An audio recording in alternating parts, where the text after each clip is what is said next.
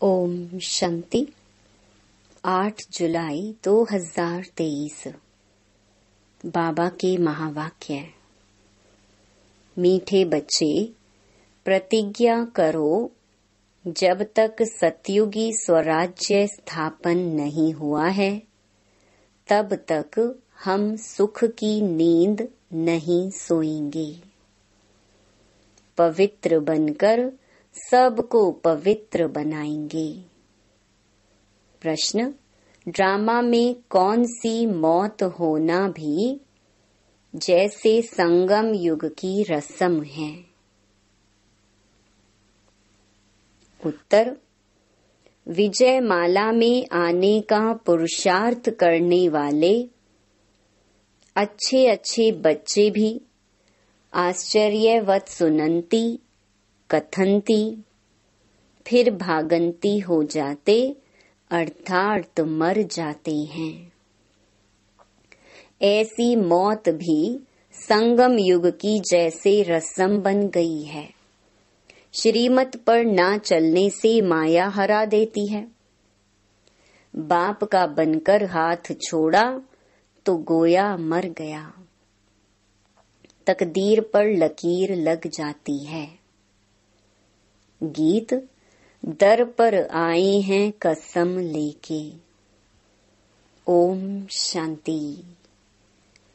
मीठे मीठे जीते जी मरने वाले बच्चों ने यह गीत सुना जो जीते जी कुर्बान गए हैं।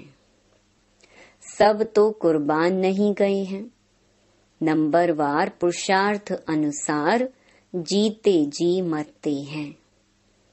जब कोई गोद में लेते हैं या एडॉप्ट करते हैं तो एक परिवार को छोड़कर दूसरे परिवार का बनते हैं।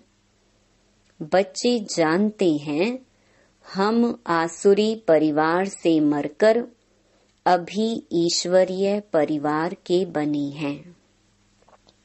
ईश्वर ने आकर गोद में लिया है। अज्ञान काल में कोई ईश्वर की गोद नहीं लेते हैं, धर्म के गुरु की गोद ले लेते हैं। जैसे वल्लभाचारी श्री कृष्ण के मंदिर में बच्चे को श्री कृष्ण की गोद में देते हैं, परंतु वह तो है जड़ चित्र, इसलिए फिर ब्राह्मण पुजारी गोद में ले लेते हैं वैष्णव बनाने के लिए। ऐसे गोद में तो बहुत लेते हैं। बच्चे जानते हैं बरोबर उनकी गोद लेते हैं जो होकर गए हैं। कोई क्राइस्ट की गोद लेते, कोई इब्राहिम की गोद लेते। कब होकर गए हैं वह फिर कब आएंगे ये सिर्फ तुम बच्चे जानते हो। अभी तुम जीते जी मरे हो, तुमको एक बाप की याद में रहना है। लौकिक बाप के बच्चे गोद में आते हैं, बाप मर जाता है, बाकी बच्चे रह जाते हैं। यहाँ तुम ऐसे बाप की गोद में आए हो जो बाप तुमको इस मृत्यु लोक से अमर लोक में अथवा दुर्गति से सदगति में ले जाने वाला है। मनुष्य मात्र का सदगति दाता एक ही है। ऐसे नहीं कि सदगति सिर्फ तुमको मिलती है। सदगति तो सबको जरूर मिलती है, परंतु ड्रामा अनुसार किसको सतो प्रधान, किसको सतो, किसको रजो तमो सदगति मिलती है। भल तमो में आते हैं तो भी पहले आने से दुख नहीं भोगते, पहले सुख जरूर भोगना है। अंत में तो सभी दुख भोगते हैं। बाप कहते हैं कि सदगति दाता पतित पावन मैं एक ही हूँ। पहले पहले जो आत्माएं आती हैं वह सुख भोगती हैं, फिर दुख में आती हैं। तुम भी नंबरवार पुरुषार्थ अनुसार पहले सतो प्रधान, फिर सतो, रजो, तमो में आते हो। तुम भी नंबरवार सदगति को पाते हो। मुख्य 8 दाने गिने जाते हैं ना। अब तुम सब द्रौपदियां हो। बाप के बने हो तो बाप को कभी छोड़ना नहीं है, परंतु श्रीमत पर याद नहीं करते हैं तो फिर माया हाथ छुड़ा देती है। गोद तो ली, शुरू में चलते आए, अच्छे अच्छे बड़े मीठे बच्चे जिनको विजय माला में 3-4 नंबर में रखते थे, वह भी आश्चर्यवत भागंती हो गए। ये भी इस संगम युग की रस्म रिवाज है। आश्चर्यवत सुनंती, कथंती, मरंती, यह होता रहेगा। कहेंगे ड्रामा में इनका यह मौत था। बाप का बनकर फिर हाथ छोड़ा तो गोया मर गया। है तो भल इस दुनिया में, परंतु जीते जी यहाँ से निकलकर आसुरी दुनिया में चला गया। कोई कारण तो बनता है ना। भल कहेंगे ड्रामा, परंतु श्रीमत पर ना चलने से माया से हार खा लेते हैं। तकदीर पर लकीर लग जाती है। ईश्वर का बनने से फिर होती है माया से लड़ाई। बाकी देवताओं और असुरों की लड़ाई नहीं होती है। माया असुर है जो जीत पा लेती है। अच्छा, अब बच्चे लिखते हैं कि राखी बंधन के त्योहार पर क्या करें। इस त्योहार पर तैयारियां तो करते हैं ना। रक्षा बंधन पर्व के उपलक्ष्य में इन एडवांस जाकर राखी बांधते हैं। इसका पूरा रहस्य भी बुद्धि में होना चाहिए। आगे तो ब्राह्मण ब्राह्मणियां राखी बांधते थे। अब यह रिवाज निकला है कि बहन भाई को राखी बांधती है। असल में ब्राह्मण राखी बांधते थे क्योंकि ब्राह्मण जाति ऊंच स्वच्छ गाई हुई है। ब्राह्मण असुल सन्यासियों से भी ऊंच है, परंतु ड्रामा अनुसार इस समय सन्यासी ऊंच बन गए हैं। आगे ब्राह्मण राखी बांधते थे, फिर जन्माष्टमी पर वह राखी खोलते थे। जैसे द्रौपदी के लिए कहते हैं कि जटाएं खोल दी थी। ऋषि लोगों की जटाएं भी हमेशा खुली रहती हैं। पतिव्रता स्त्री होती है तो चोटी बांधती है। द्रौपदी ने खोल दिया था कि जब तक हम अपना राज्य नहीं लेंगे तब तक चोटी नहीं करेंगे।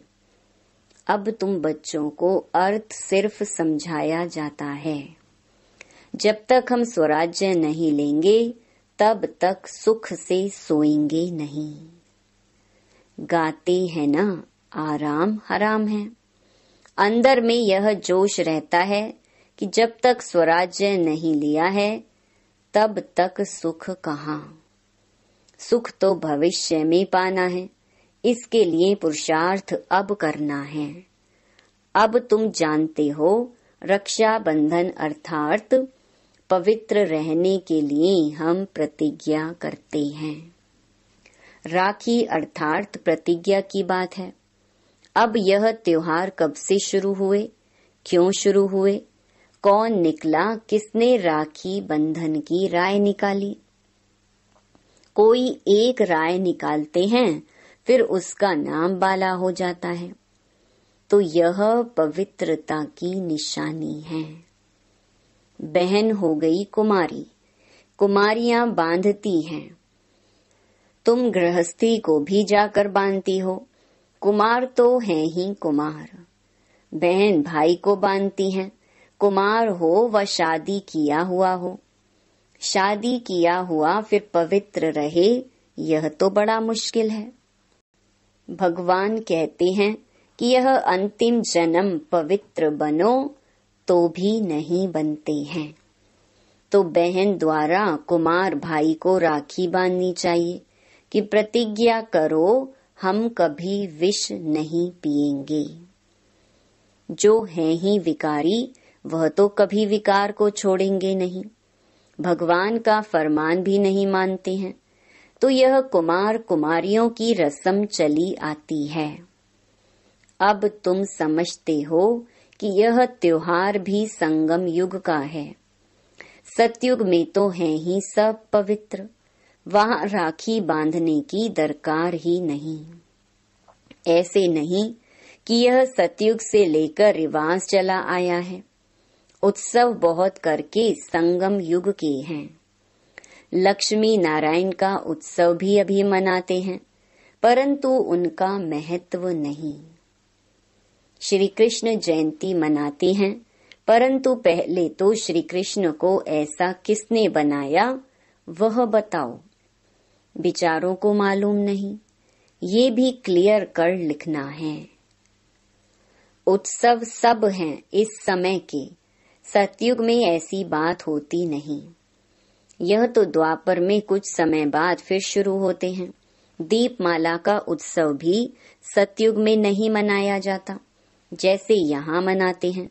यहाँ मनाने का अर्थ दूसरा है। उत्सव का महत्व कब का है ये समझने की बात है। बच्चों को समझाया जाता है यह उत्सव इस समय के हैं जबकि शिव जयंती होती है। शिव जयंती के बाद फिर होती है राखी। पवित्र बनने की प्रतिज्ञा करते हैं कि यह अंतिम जन्म हम पवित्र बनेंगे। भारत को अथवा विश्व को पवित्र बनाने के लिए तुम बच्चों के लिए इस रक्षा बंधन का बड़ा महत्व है। प्रतिज्ञा की जाती है हम कभी पतित नहीं बनेंगे। अब तुम पावन बनते हो तो सिर्फ तुम पावन कुमारियों को ही हक है राखी बांधने का। भाइयों को सदैव पवित्र रहने के लिए राखी बांधनी है और इन गृहस्थियों से प्रतिज्ञा करानी है पवित्र रहने की। कहते हैं ना पतित पावन आओ, तो जो गायन है वो ही प्रतिज्ञा कराते हैं पतित से पावन बनो। बाप आकर प्रतिज्ञा कराते हैं। शिव जयंती के बाद है रक्षा बंधन। होली भी ज्ञान की है। धुरिया और होली दोनों इस समय के हैं। होली अर्थात पवित्र बनो, धुरिया माना ज्ञान धारण करो। वह फिर पत्थर ठिक्कर गोबर आदि आदि बनाकर क्या क्या करते हैं, तो पतित पावन बाप ही आकर बच्चों को समझाते हैं। जो जीते जी मरते हैं उनमें भी मातेले और सौतेले होते हैं। मातेले का हिसाब किताब जरूर बाप के पास होगा। बाप जरूर बच्चे की सब कारोबार मिल्कियत आदि को जानते होंगे। मातेले वह हैं जिनका बाप से पूरा लव रहता है। मातेले भी नंबरवार होते हैं, सौतेले भी नंबरवार हैं। कोई कपूत कोई सपूत तो होते ही हैं। शिव जयंती भी संगम युग पर होती है। संगम को भी टाइम देना चाहिए। जैसे लीप मास कहते हैं, फिर लीप सेंचुरी 100 वर्ष की है। यह बहुत ऊंची है लीप सदी, 20वीं सदी कहते हैं ना। इनमें भी यह सदी जिसमें बाप आते हैं इसको संगम सेंचुरी कहेंगे। उथल पुथल होने में टाइम लगता है। दीपमाला भी यहाँ की है, तुम बच्चे जानते हो। शिव जयंती के बाद फिर है पवित्रता की बात। शुरू से लेकर पवित्रता पर झगड़ा चला आया है। पवित्रता के साथ ज्ञान और योग की होली धुरिया साथ साथ है। बाप की याद भी अच्छी रीति चाहिए। ज्ञान का धुरिया भी चलता रहता है। ज्ञान बरसात तुम पर होती ही रहेगी। पवित्रता पर ही झगड़ा चलता है। सब कहते हैं कि यह कौन आया है, जो कहते हैं घर गृहस्थ में रहते पवित्र रहकर दिखाओ। सन्यासी तो खुद घर बार छोड़ जाते हैं। गोपी चंद राजा की भी कहानी है। उनसे पूछा गया, तुमने राज्य भाग्य क्यों छोड़ा? बोला, प्रभु मिलन के लिए छोड़ा है। इस पर गीत भी अच्छे अच्छे गाते हैं। यहाँ तो गृहस्थ व्यवहार में रहकर पवित्र रहना है। पवित्रता पर ही सारी खिटपिट होती है। अब रक्षा बंधन है पवित्र बनने बनाने का यादगार पर्व। यहाँ देखो, छोटे छोटे बच्चों को भी साक्षात्कार होते हैं। अब छोटे बच्चे ने क्या भक्ति की, बाबा ने झट सबको साक्षात्कार करा दिया। तो समझते थे जादू है। इसको कहा जाता है शिव बाबा के चरित्र। बैठे बैठे गुम हो जाते थे। ये भी ड्रामा ही कहेंगे। एक दो को देखा और ध्यान में चले गए। यह सब चरित्र परम पिता परमात्मा के हैं, श्री कृष्ण के नहीं। श्री कृष्ण का नाम ले सारी बदनामी की है। भागवत में क्या क्या लिख दिया है। श्री कृष्ण सतयुग का प्रिंस, उसने चीर हरे, यह किया। ऐसे चरित्र तो गाए नहीं जाते। दुनिया वाले समझते हैं बरोबर श्री कृष्ण ने यह सब किया होगा। फिर कहते हैं श्री कृष्ण के शरीर में आत्मा आई होगी जिसने ज्ञान सुनाया होगा, परंतु ऐसे तो नहीं हो सकता। वह तो प्रिंस नामी ग्रामी था। फिर रथ दिखाते हैं, रथ में श्री कृष्ण दिखाते हैं। घोड़े गाड़ी पर बैठ पाठशाला चलाई जाती है क्या? यह है राजयोग की पाठशाला। कहाँ उन्होंने युद्ध का मैदान दिखाया है और कहाँ तुम्हारी यह युद्ध। यह है माया पर जीत पाने की युद्ध। तो तुम बच्चों को रक्षा बंधन पर समझाना है। रक्षा बंधन अर्थात पतितों को पावन बनाने के लिए स्वयं परम पिता परमात्मा आई हैं। तुम ब्रह्मा कुमारियां हो जो गाई हुई हो। कुमारी वह जो 21 कुल का उद्धार करे। संगम की ही बात है। फिर यह उत्सव सतयुग आदि में नहीं चलता। राखी बंधन के बाद फिर है श्री कृष्ण जयंती, क्योंकि सतयुग में पहला नंबर जन्म है श्री कृष्ण का। उनकी भी राजधानी है। वह इस समय प्रतिज्ञा करते हैं श्री कृष्ण के कुल में जाने के लिए। यह राजयोग है। तुम नर से नारायण बनते हो। लक्ष्मी नारायण की जीवन कहानी है नहीं। बाप ने समझाया है, राधे कृष्ण सो लक्ष्मी नारायण की जीवन कहानी। श्री कृष्ण का जन्मदिन मनाते हैं। अच्छा, नारायण जयंती कहाँ? कारण होगा ना समझने कारण सारा खेल ही मुंझा दिया है। महत्व सारा यहाँ का है। ऐसे भी मत समझो कि दीपमाला कोई सतयुग से शुरू होती है। सतयुग में तो है ही पवित्र दुनिया। सभी की आत्माएं जगी हुई हैं। उत्सव सब इस समय के हैं। अभी तुम सबकी बायोग्राफी को जानते हो। शिव बाबा स्वयं आकर के बच्चों को कहते हैं कि अब पवित्र बनो। तुम आत्माएं मैली हो गई हो।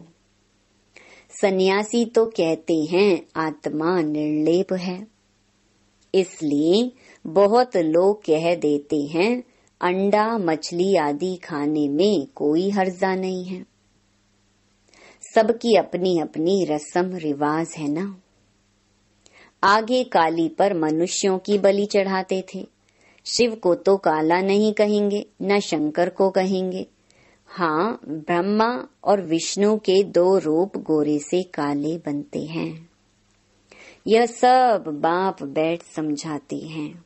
अच्छा, मीठे मीठे सिक्की लधे बच्चों प्रति मात पिता बाप दादा का याद प्यार और गुड मॉर्निंग। रूहानी बाप की रूहानी बच्चों को नमस्ते। धारणा के लिए मुख्य सार। पहला, बाप से पूरा पूरा लव रख मातेला बनना है। अपना पूरा समाचार बाप को देना है।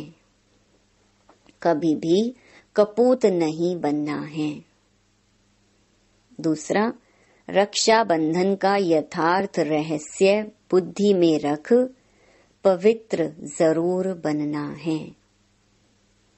माया से कभी हार नहीं खानी है।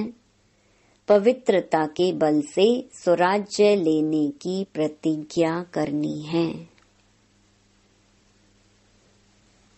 वरदान, सदा मिलन के झूले में झूलने वाले तत्त्वम के वरदानी बाप समान भव।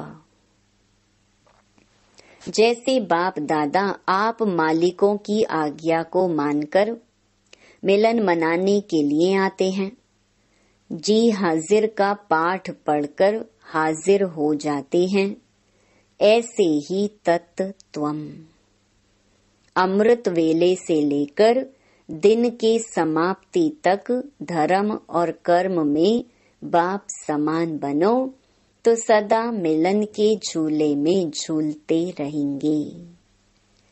इस मिलन के झूले में रहने से प्रकृति और माया दोनों ही आपके झूले को झुलाने वाले दासी बन जाएंगे।